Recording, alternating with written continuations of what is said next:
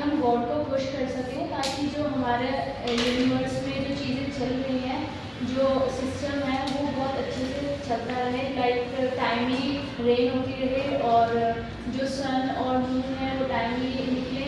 तो this is a practice to make God happy. अच्छा, actually में ऋत क्या है, ऐसी व्यवस्था है जो वेदों के अकॉर्डिंगली कुछ करने के लिए यहाँ पर एक लॉ, यूनिवर्स में एक लॉ एंड ऑर्डर जो बना हुआ है ना, नेचुरल लॉ, उस लॉ को ही एक्चुअली में क्या बोला गया है, एक ऋत बोला गया है। ऋत में एक नियम है, नेचुरल लॉ बोला गया है। अब नेचुरल लॉ पृथ्वी पर कैसे, संसार में, ब्रह्मांड में कैसे काम करता है, कोई है ना, कोई पावर है, तो पावर उसको मेंटेन करती है। उस पावर को हम चाहे क्या बोल सकते हैं, उसको गॉड बोले, नियम बोले, नेचुरल नियम कह दो या गॉड कह दो, अलग अलग तरीके से लोग बोलते हैं। तो ऐसा माना जाता है वेदों के हिसाब से कि कोई ऐसी पावर है जिस ब्रह्मांड को क्या कर रही है, गैलेक्सीज को, सूर्य को, तारों को, स्टार्स को, सबको एक सिस्टमैटिक ऑर्डर में बनाए रखा हुआ है। तो इस सिस्टमैटिक ऑर्डर की जो नियम है उसको बोला गया ऋता। अब ऋत जो है ना, क्या होगा, चेंज नहीं होना चाहिए। क्या नहीं होना चाहिए, चेंज नहीं होना चाहिए, ताकि इसको चेंज अगर हो गया तो हमारा सब कुछ इम्बैलेंस हो जाएगा। तो ऋत के ऊपर मैंने अभी आर्टिकल निकाला हूं, इसको आप पूरा ढंग से पढ़ेंगे डिटेल में, आज ही निकाल कर लाया हूं। तो इसको डिटेल में आप पढ़ेंगे, क्वेश्चन भी आ सकता है इस पर, है ना, ठीक है। ऋत क्या मानव जाति के प्रारंभिक जीवन पर आधारित था।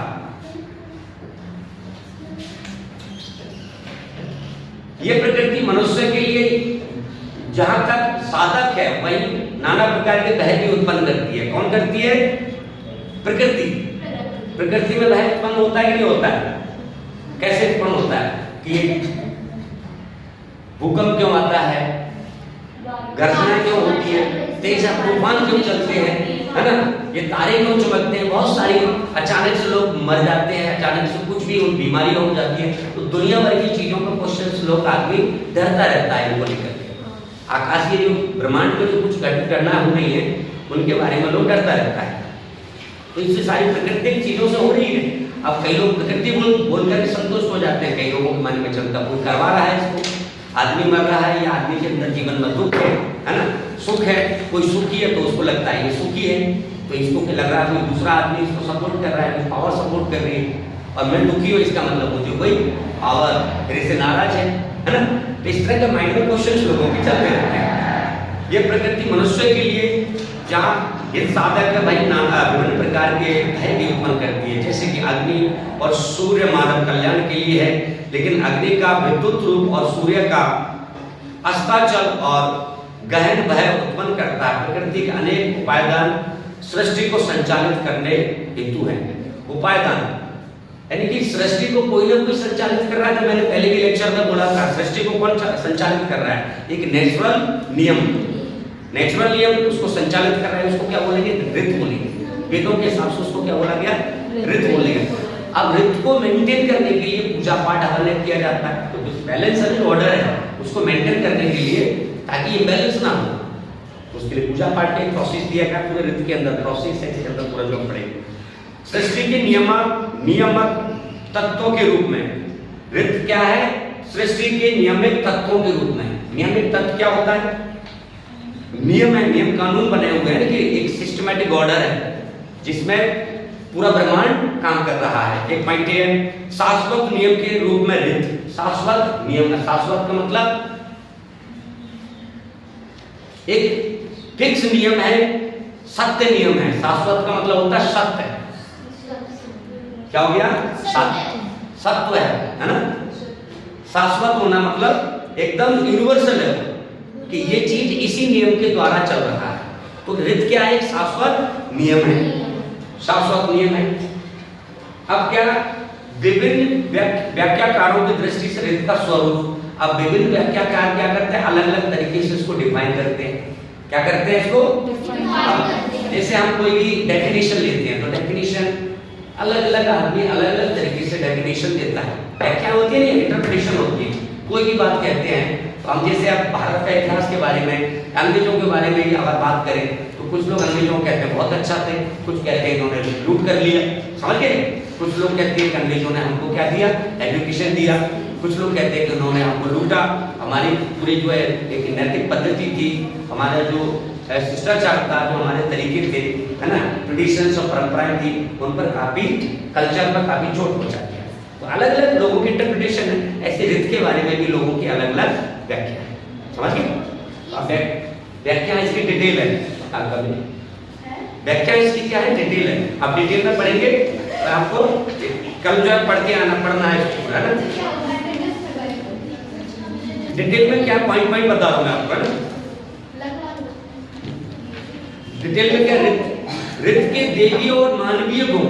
रित क्या है, उनको ये मान के चलते हैं, लोगों को ये मानना है कि रित एक देवीय और मानवीय गुण है। देवीय मतलब रित जो चल रहा है वो सिस्टमैटिक ऑर्डर में चल रहा है। वो कैसे चल रहा है, कोई देवीय शक्तियां, ईश्वर भगवान, कोई ना कोई ऐसी शक्ति है, पावर है जो उसको बैलेंस करे हुए है, नियम को क्या कर रखा है, बैलेंस कर रखा है। इसको बैलेंस कर रखा है। सूर्य अपने टाइम पर उगता है, टाइम पर सर्दी आती है, गर्मी आती है, बारिश होती है ना। जीव जंतु ऑटोमेटिकली टाइम से बढ़ रहे हैं, बच्चा होता है, तो जीव जंतु होता है ना, बच्चा होता है, धीरे धीरे वो टाइमली फॉर्मेशन कर रहा होता है, उसका डेवलपमेंट हो रहा होता है। सब कुछ ये क्या चल रहा है, एक नेचुरल प्रोसेस के थ्रू चल रहा है। ये तो जीव जंतु का हो गया। और ब्रह्मांड में भी सारे तारे, गैलेक्सी, स्टार्स, पूरे ब्रह्मांड तो बहुत लंबा चौड़ा है ना, वो सब कुछ क्या चल रहा है, ऑर्डर में काम कर रहा है।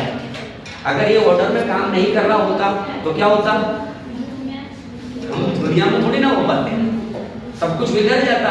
हमारा सोलर सिस्टम है ना, सोलर सिस्टम में आपस में टकराव होती, ज्यादा कुछ इस तरह का होता, ज्यादा इम्बैलेंस रहता, तो हमारी पृथ्वी में तो हम भी तो बैठे नहीं पाते, हम नहीं बैठ पाते ना। तो कोई ना कोई ऐसी है कि पृथ्वी को बैलेंस करे हुए है, निकल रहे होते हम सब लोग भूकंप की तरह, क्या कर रहे होते, हो रहे ना, ये हिल रहे होते या हवाओं से उड़ रहे होते हम तूफानों के अंदर, है ना, समझ गए? हम दुनिया में नहीं होते, यही मतलब है ना इसका। तो कोई ना कोई ऐसी पावर है जो क्या कर रहा है, ब्रह्मांड को कंट्रोल कर रहा है। तो इसको एक देवीय गुण भी बोला, क्या बोल दिया उसको, देवीय गुण बोल दिया, है कि ईश्वरीय गुण है कोई, है ना। दूसरा,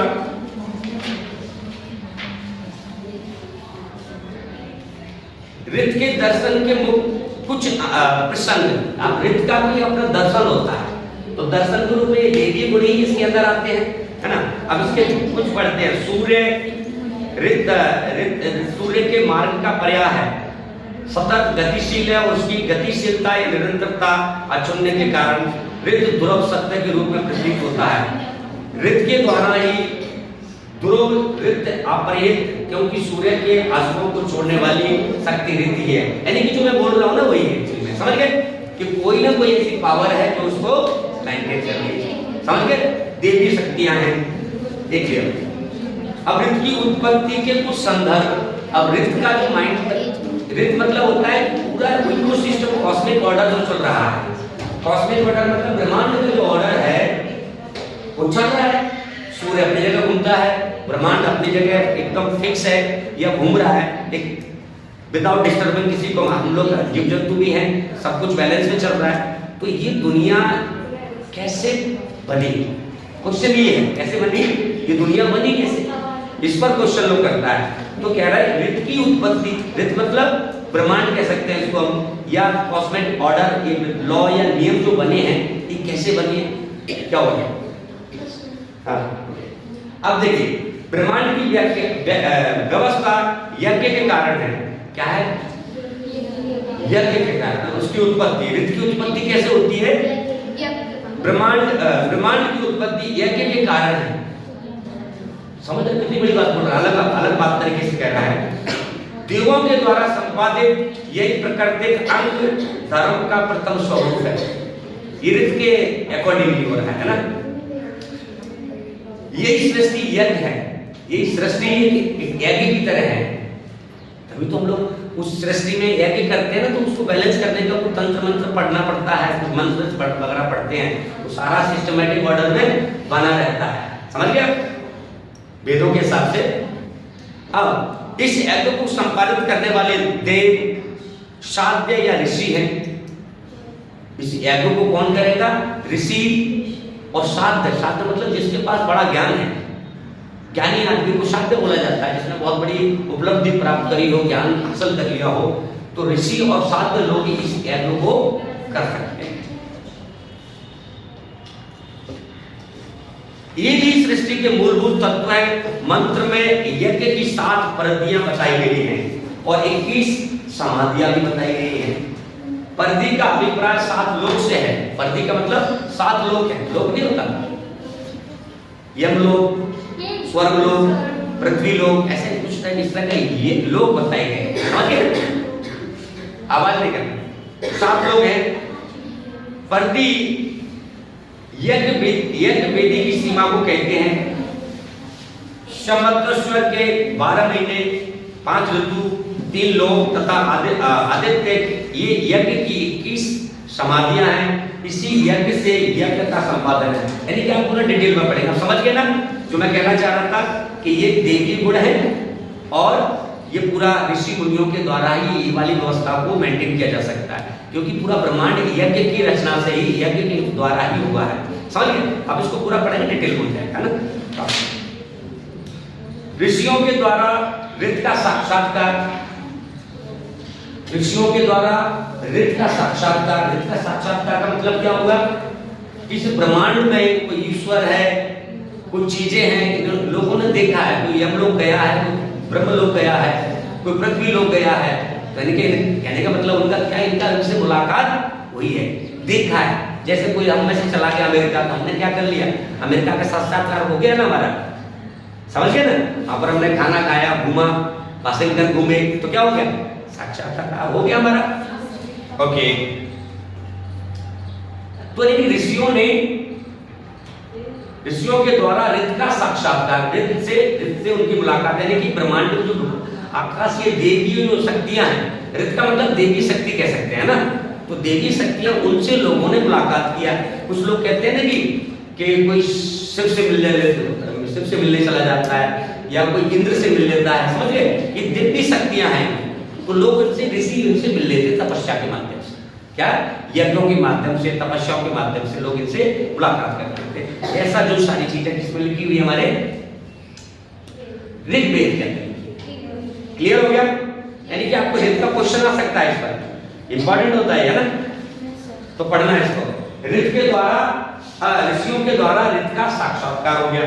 ऋत का सर्वव्यापकत्व, सर्वव्यापक मतलब हर जगह व्यापक है। सर्वव्यापक का मतलब क्या होता है? ईश्वर सर्वव्यापक है, हर जगह। हवा क्या है?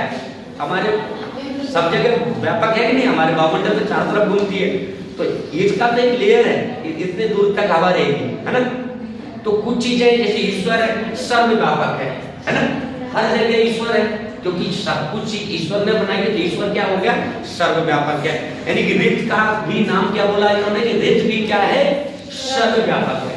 यानी कि ऋत का मतलब यही हो गया कि कहीं ना कहीं जो दिव्य शक्तियां हैं वो सर्वव्यापक है, हर जगह व्यापक है। ये जो नियम है, ये कानून है, ये फोर्स है, ये एनर्जी है, जो भी है वो सर्वव्यापक है।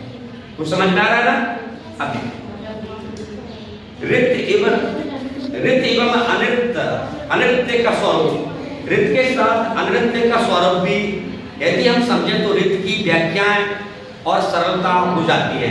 देवताओं को जो स्वभाव है, उनका जो मार्ग है, उनके नियम है, उनको जो स्वरूप है, ये सभी ऋत के रूप में व्यक्त किया जाता है। जो कुछ इससे भिन्न है अथवा जो कुछ इसके विपरीत है, वह अनृत्य की अवधारणा को व्यक्त करता है। ऋत के पालन करने वाले देवताओं में वरुण का प्रमुख स्थान है।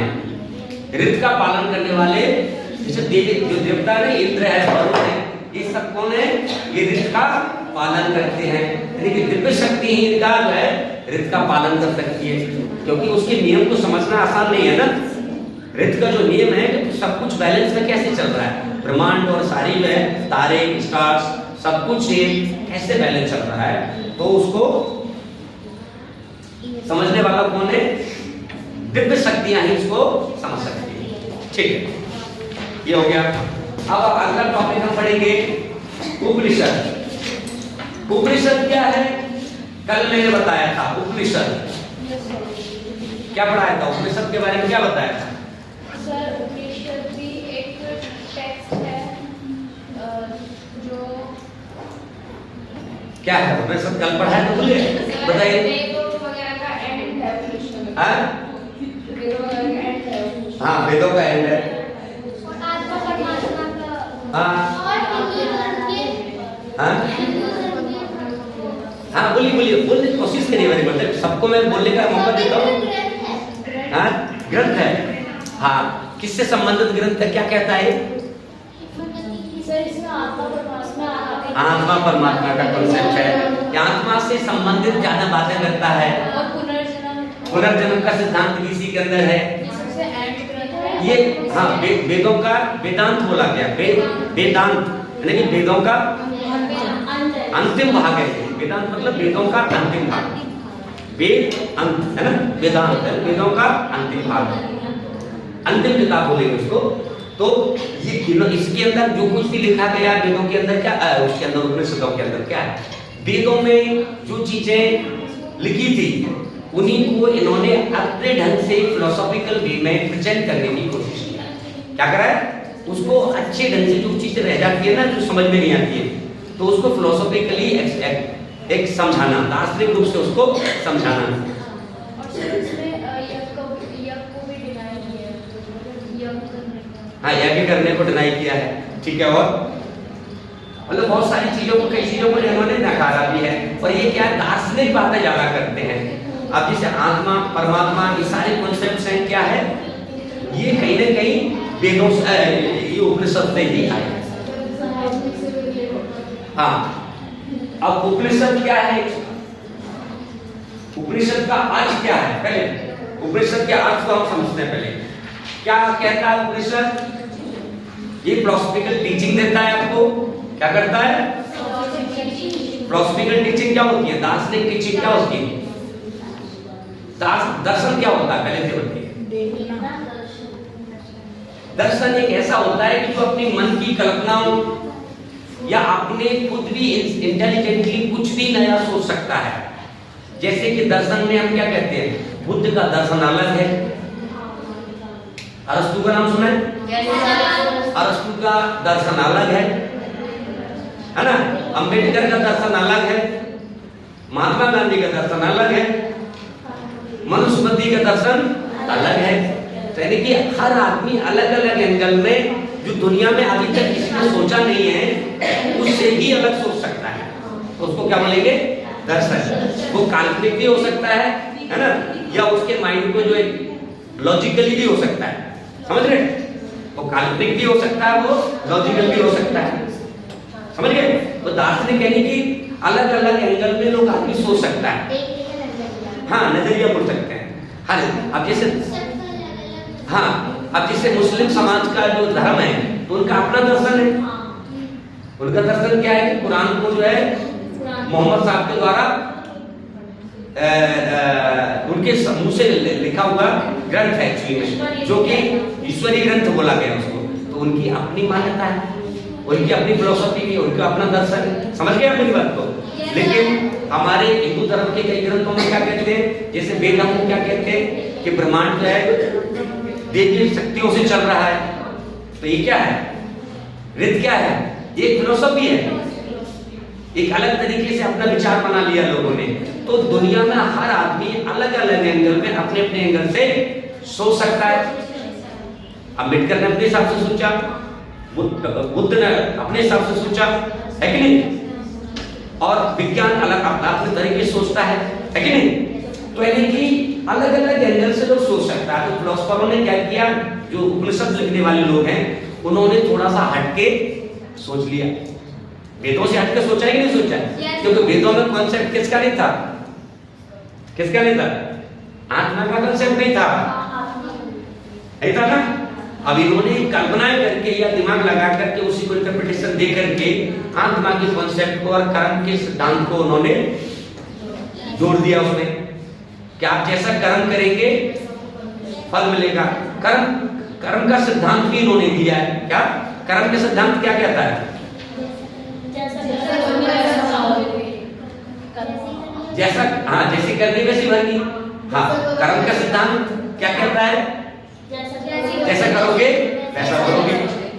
तो अब इसके माध्यम से क्या होगा कि हम जैसे नॉर्मली हम कर्म करेंगे तो हमारी आत्मा के हिसाब से हमें पुनर्जन्म मिलेगा, स्वर्ग मिलेगा, नरक मिलेगा, है ना। तो ये सब हमारे एक्शन, इसको सोसाइटी को कंट्रोल करने के लिए इन्होंने अलग तरीके से व्याख्यान कर दिया। क्या कर दिया? अलग तरीके से इन्होंने व्याख्यान कर दिया। किसने कर दिया? वेदों ने, उपनिषदों ने। और वेदों में क्या था? पूजा पाठ था, एक नेचुरल नियम था, लेकिन उसमें आत्मा का कॉन्सेप्ट नहीं था, है ना। ये सारी चीजें। अब आवाज नहीं करना, जब आवाज करोगे तो मैं डिस्टर्ब हो जाऊंगा। क्या जाए?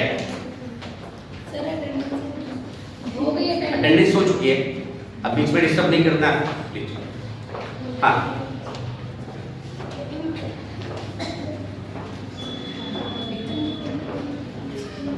अब देखो उपनिषदों से प्राप्त शिक्षाएं।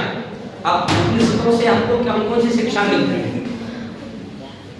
क्या क्या शिक्षा मिलती है, उनके बारे में हम चर्चाएं करेंगे। क्या शिक्षाएं इसकी? शिक्षा का उत्पत्ति, उपलब्ध अर्थ, शिक्षा वेदांत के रूप में, शिक्षा का गौरव, ज्ञान का गौरव। इसने एक अलग प्रकार की आत्मा परमात्मा का कॉन्सेप्ट वाला ज्ञान हमको दिया, तो ये गौरव ही है ना हमारे लिए। एक अलग फिलॉसफिकल टीचिंग हमको दिया, ठीक है।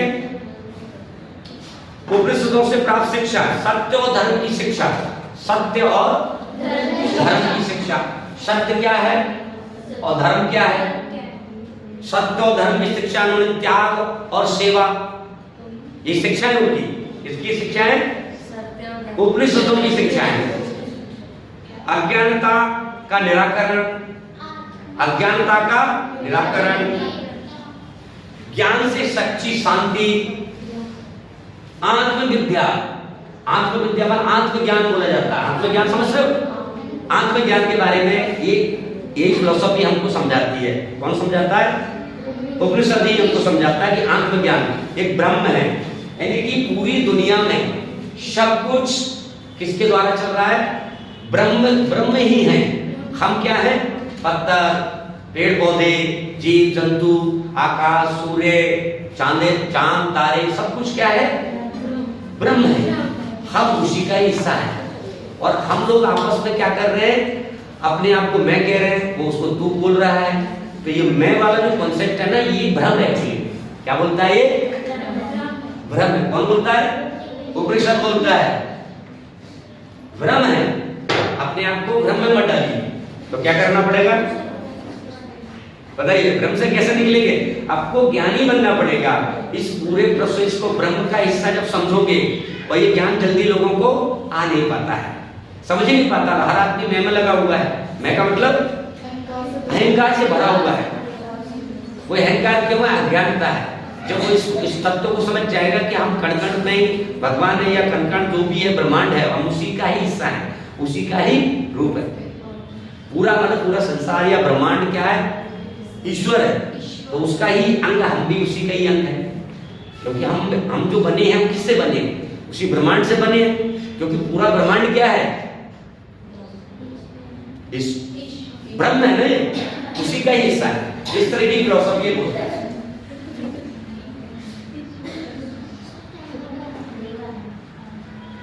अब दूसरा, सत्य और धर्म की शिक्षा। सत्य क्या है? सत्य क्या है? सत्य और धर्म की शिक्षा देता है। धर्म का मतलब ये कहता है कि जो वेदों में जो कुछ भी लिखा हुआ है ना, वर्ण व्यवस्था को फॉलो करता है। वर्ण व्यवस्था के अकॉर्डिंगली सबको अपनी अपनी ड्यूटी करना है, अपना कर्म करना है ना। और उसके अकॉर्डिंगली आपको दूसरा जन्म मिलेगा, आपकी आत्मा को शांति मिलेगी।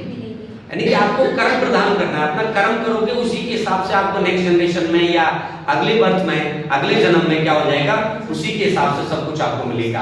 या स्वर्ग में जो अभी सुख या दुख मिलेगा। हाँ? अच्छा, क्या बोले? खड़ा होकर बोलिए, तेज बोलिए। देखिए, क्वेश्चन मेरी वेरी अच्छा क्वेश्चन। हाँ, अच्छा होती है। आपके दिमाग में क्वेश्चन घूम रहा है कि पुनर्जन्म नाम ऐसी कोई चीज होती भी है या नहीं होती? ये क्वेश्चन है ना आपका। क्या लगता है आपको, पुनर्जन्म होता है या नहीं होता है? होती है। अच्छा होती है, देखो इससे कह रहे हैं होती है या नहीं होती है, उसने क्या बोला? होती है। इसने बोला कि होती है या नहीं होती है, इसको जानना चाहती है। अगर होती है तो लेकिन हमें कैसे पता है कि होती है, क्योंकि हमें तो कुछ याद नहीं रहता ना पिछले जन्म के बारे में। हाँ। तो ऐसा कैसे हम मान सकते हैं कि होती है? शाबाश, क्या बात है। इसका देखो क्वेश्चन, देखो ऐसा क्या होता है, आंसर मिले या ना मिले, लेकिन आपने क्या करा, क्वेश्चन पूछा। स्टूडेंट्स वही असली मजबूत स्टूडेंट होता है जो क्वेश्चन उठा सकता है। जो आदमी ने क्वेश्चन उठाया, न्यूटन ने क्या किया, क्वेश्चन उठाया ना, कि जैसी सेब नीचे गिरी तो उसके दिमाग में क्वेश्चन उठ गया, नीचे क्यों गिरी, इधर क्यों नहीं गई, ये ऊपर क्यों नहीं गई, उसी टाइप का क्वेश्चन तो उठाया ना। हाँ, तो इसमें जब हो सकता है आंसर आज नहीं मिलेगा, कल बाद में मिलेगा, पढ़ेंगे, लेकिन कुछ हो सकता है, मैं जितना दे सकता हूँ उतना मैं दे दूंगा। तो आपको ये क्वेश्चन हमेशा परेशान करता रहेगा, कि दिमाग में जो आप बोला है ना, ये सोचता रहेगा, जब तक इसका आंसर नहीं मिलेगा तब तक भटकते रहोगे, है ना। अब ऐसे कौन से लोग हैं जो ये बात मानते हैं कि पुनर्जन्म होता है या नहीं होता है? कितने लोग मानते हैं कि होता है? खड़ा करिए, हाथ खड़ा करिए। और कितने लोग नहीं मानते कि पुनर्जन्म नहीं होता है? अच्छा, कुछ लोग तो शांति बैठे दोनों में न्यूट्रल है ना, दोनों में। हाँ